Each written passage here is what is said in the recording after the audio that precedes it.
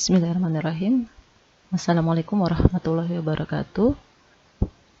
Kita akan membahas lagi tentang fire safety di atas kapal.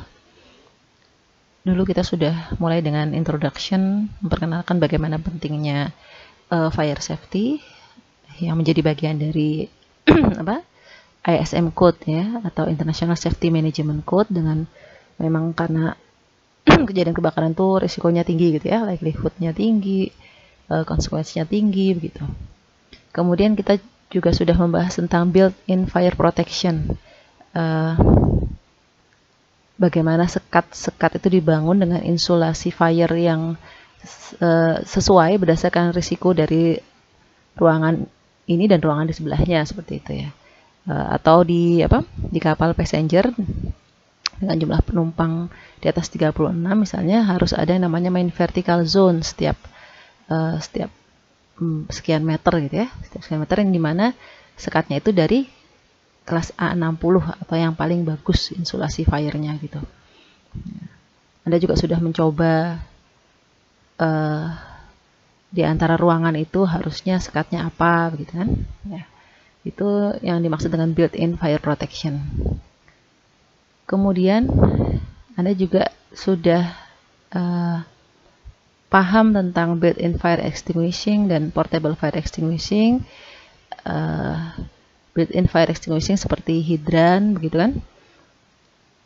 Kemarin sudah coba cek sih di SOLAS berapa sih tekanan hidran sebetulnya gitu ya. Berapa sih jumlah fire pump di kapal? Oh, tergantung ukuran kapal gitu ya, berapa gross tonnage gitu. Lalu juga ada portable fire extinguishing. Nah, ini kemarin mungkin nggak sempat banyak dieksplor ya, tapi intinya seperti saya sampaikan, Anda harus bisa membaca standar ya, berusaha untuk belajar membaca standar gitu. Jadi nanti ditanya berapa apar yang dibutuhkan gitu. Memang kalau di SOLAS kadang-kadang tidak detail dijelaskan. Kita butuh nanti nyari ke semacam resolusi MSC. Jadi di IMO itu ada komite-komite, salah satunya MSC, Maritime Safety Committee.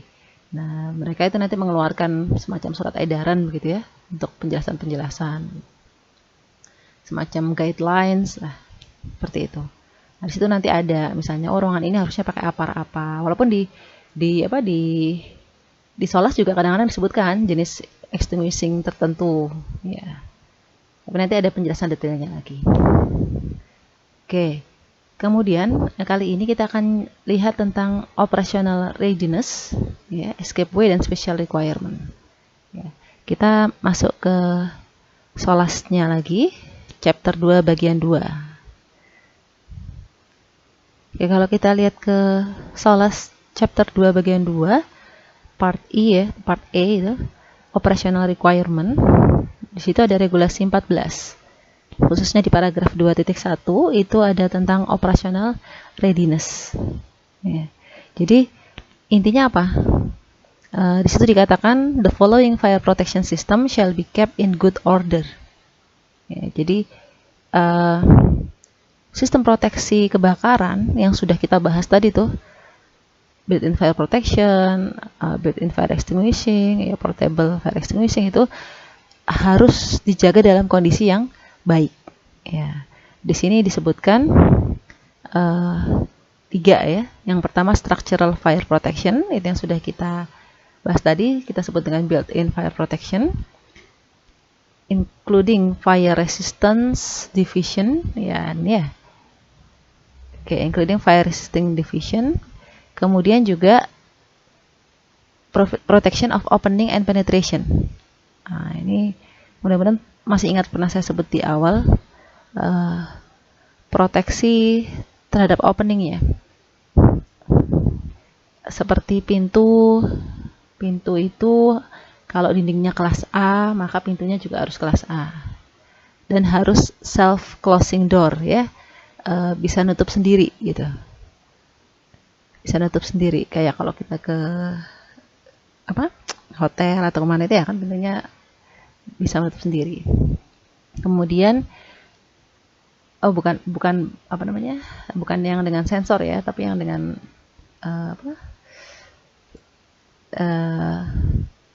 sistem di atasnya pintu itu, ya, yang untuk menutup sendiri itu. Kemudian juga penetration. Ini mudah-mudahan Anda ingat. Sebentar, saya carikan gambarnya. Nah, ini ingat ya, fire damper, kalau ada ventilasi begitu, maka ini fire damper yang otomatis. Ketika ada fire, dia akan menutup gitu ya, menutup antar ruangan supaya api tidak menjalar ke ruangan sebelah. Dindingnya sudah bagus kelas A 60, tapi ternyata ada lubang di situ, bisa lewat ya, seperti itu. Atau di penembusan instalasi listrik misalnya. Ini ketika nembus ke ruangan sebelah, yang ditembus misalnya kelas A dindingnya, skatnya atau lantainya begitu, maka juga harus diberi compound. Jadi harus diisi ini penembusan ini ya. Penembusan yang terjadi antar ruangan ini tidak boleh dalam keadaan berlubang, harus diisi dengan compound. Ini juga fire resistance ya, fire resistance. Oke, jadi yang diminta pertama adalah structural fire protection itu harus kept in good order, harus dalam kondisi baik. Kalau habis narik kabel misalnya, ya berarti komponnya harus diganti gitu. Memastikan fire dampernya bagus, insulasinya juga kondisinya bagus gitu. Maksudnya seperti itu. Kemudian yang kedua juga fire detection dan fire alarmnya juga harus dalam kondisi baik. Ya. Tadi sudah misalnya ada alarm, ada detektor asap, detektor panas misalnya ya. Itu nanti juga ruangannya kan tergantung isinya ya, penentuan detektornya itu. Jadi ini harus dalam kondisi baik. Kemudian yang ketiga, mean of escape-nya. Sama lah ya seperti di darat, jalur evakuasinya harus dalam kondisi bagus. Ya. Kemudian firefighting sistemnya juga harus dalam kondisi baik, ya, bisa bekerja, selalu siap, ya. Jadi portable extinguisher-nya itu nggak expired, sudah diisi ulang kalau memang habis digunakan gitu, ya. Oke, jadi yang pertama itu peralatan, structural fire protection, detection, semuanya dalam kondisi baik, ya. Oke. Yang kedua, masih di operational requirement tadi itu harus ada maintenance, testing, dan inspection, ya. Jadi berapa lama sih atau berapa sering di maintenance atau di testing itu ada guideline-nya juga. Nah, ini saya sebutkan tadi MSC ya. MSC itu Maritime Safety Committee, di bawahnya AIMU itu ya. Dia mengeluarkan circular nomor sekian gitu. Jadi ada guidelines, ada guidelines-nya. Nah, ini isinya. Ya, ini ya, guideline for the maintenance and inspection. Jadi ada tuh weekly testingnya apa, monthly testingnya apa, quarterly testingnya apa, itu ada tuh di situ. Oh, ada weekly Bu, iya. Misalnya kayak apa? Public addresser ya, halo-halo itu ya, halo-halo itu harus dites itu. Dites. Jadi kalau ada kondisi darurat semuanya bekerja, kira-kira seperti itu. Tapi saran saya tolong diingat, kalaupun saya sampaikan di sini misalnya MSC nomor ini gitu ya, misalnya ya, maka Anda harus tetap update, dicari yang terbaru, karena yang namanya AIMU itu setiap tahun bisa mengeluarkan circular baru, nggak usah setiap tahun, setiap hari gitu bisa mengeluarkan circular yang baru ya, atau resolusi yang baru begitu. Jadi harus dicek ya ke situs AIMU-nya ya. Oke. Jadi tadi yang pertama semua harus dalam kondisi bagus, yang kedua harus ada maintenance, testing, dan inspection. Dan maintenance ini diperiksa loh rekapannya biasanya. Kalau misalnya port state control di negara lain tuh mau cek kamu melakukan ini enggak, itu harus ada rekap catatannya ya. Kemudian ada lagi juga permintaan untuk memasang yang namanya fire control plans. Fire control plans ini mirip seperti yang Anda lakukan kemarin. Saya minta Anda cari general arrangement, kemudian Anda pasang di situ sekatnya apa, begitu ya. Kira-kira seperti ini sebentar. Nah, ini salah satu contohnya. Agak ruwet ya kalau dipakai garis-garis ya. Nanti kita lihat lagi. Misalnya, nah ini ya. Jadi di chapter 2 bagian 2 itu juga ada sih apa isi dari fire safety plan itu apa saja.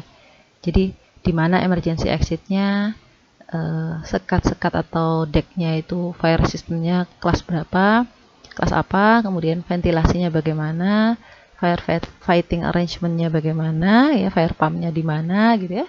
Fire alarm sistemnya bagaimana. Harus menunjukkan itu, ya harus menunjukkan itu. Jadi sama kan seperti yang Anda lakukan kemarin, apa namanya? Sekat-sekatnya apa gitu ya. Oh, antara koridor atau stairway dengan WC ini sekatnya apa gitu ya. Kemudian oh kalau di apa kapal tanker misalnya ini kasusnya kapal tanker gitu ya.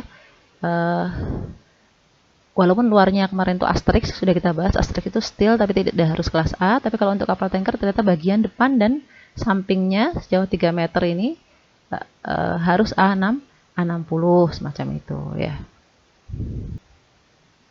Ya ini apa? Ya sekatnya semua ditentukan seperti yang Anda lakukan kemarin gitu kan. Ya. Kemudian nah ini kalau baterai room bagaimana ya?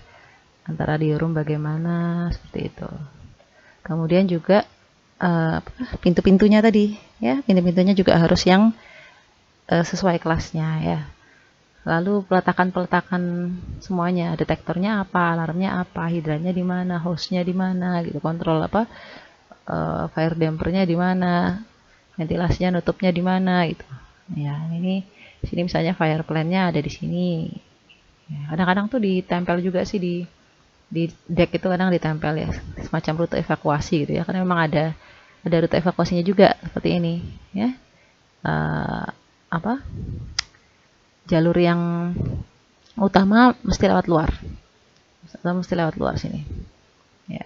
Kalau jalur yang sekunder itu primary ya primary route, kalau sekundernya bisa lewat tangga dalam seperti ini.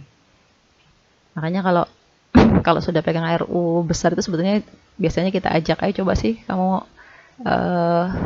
belajar turun dari kapal atau naik dari kapal gitu supaya ketika kita mengarahkan rute evakuasi itu nggak salah gitu. Karena kadang-kadang bayangkan kapal itu tangganya bisa kalau baca ini ya baca RU kadang-kadang nggak kebayang gitu keluarnya sebelah mana. Apakah keluarnya sebelah sini misalnya atau yang sebelah sini misalnya, itu harus jelas ya. Oke, kembali ke sini. Jadi semua informasi terkait fire safety plan-nya harus muncul ya. Oke, nah permintaan fire control plans tadi itu ada di regulasi 15 chapter 2 bagian 2 ya. Dan diminta ada duplicate set ya. Jadi ditaruh di tight enclosure tadi yang weather tight enclosure, kemudian diletakkan di luar, sehingga kalau ada bantuan dari luar, dari darat gitu, itu firefighting personelnya bisa tahu bagaimana di mana posisinya hidrannya dan seterusnya gitu. Yang ini tadi ya, gambar yang ini. Nah ini, jadi harus ada di luar kapal yang bisa diakses. Ya. Oke, jadi tadi kita sudah menyebutkan, oh barang-barang itu harus dalam kondisi baik. Dengan cara ada maintenance, testing, dan inspection kan gitu ya. Kemudian juga diminta ada fire control plans gitu kan.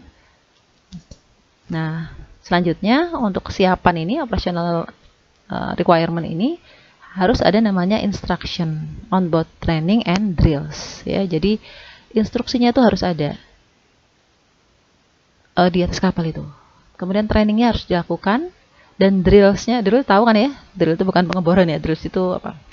Simulasi ya, simulasi. Fire drills itu berarti simulasi kalau ada kebakaran gitu kan ya. Jadi ini instruksi crew member itu harus menerima instruksi kalau ada kasus kebakaran bagaimana ya. Dia harus tahu tugasnya ya. Harus tahu tugasnya, dutinya ya, assign dutinya dia sebagai apa kalau ada kebakaran.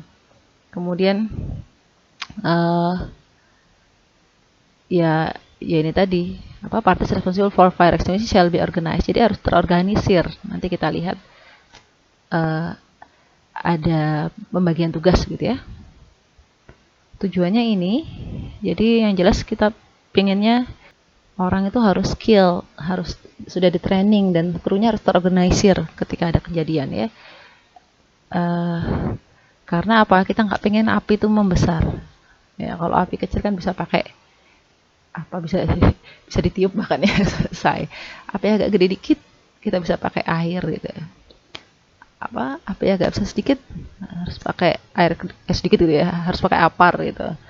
Gede lagi udah nggak bisa ya, harus pakai hidran gitu. Gede lagi udah lari aja tinggal pergi.